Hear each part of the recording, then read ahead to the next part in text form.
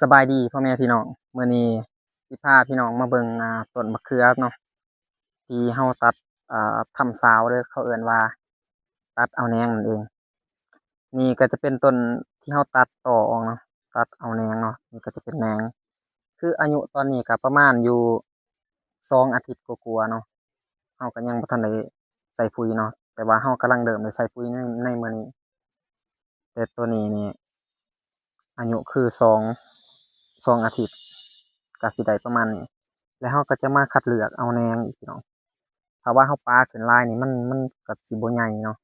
อันนี้คือไหลพ้นแท้พี่น้องที่เราตัดนี่ก็เป็นต้นอายุปีหนึ่งพี่น้องเพราะว่าเราปลูกมะเขือปีกายนี่เราทดลองปีนี้จะเป็นปีทดลองมันก็สิออกแหนงประมาณนี้บางต้นก็จะสูงเพราะว่าเรา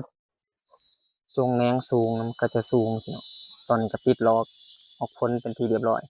ข้อดีของมันก็คือเป็นหมากไว้แล้วก็อ่า ใหญ่ไว้เนาะใหญ่ไว้ในการ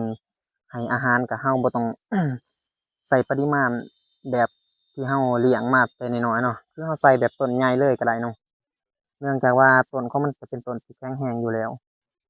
และหลายๆต้นก็ให้ผลผลิตแล้วเนาะพี่น้องเนาะตอนนี้กำลังติดดอก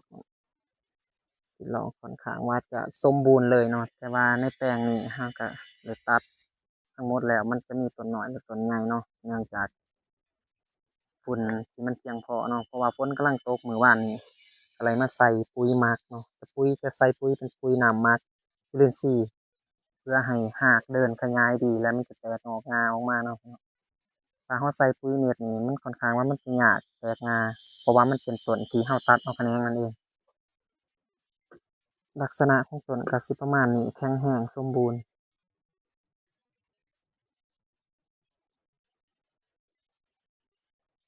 ในแปลงนี้ที่เราตัดเอาแขนงนี่ก็มีอยู่2,000ต้น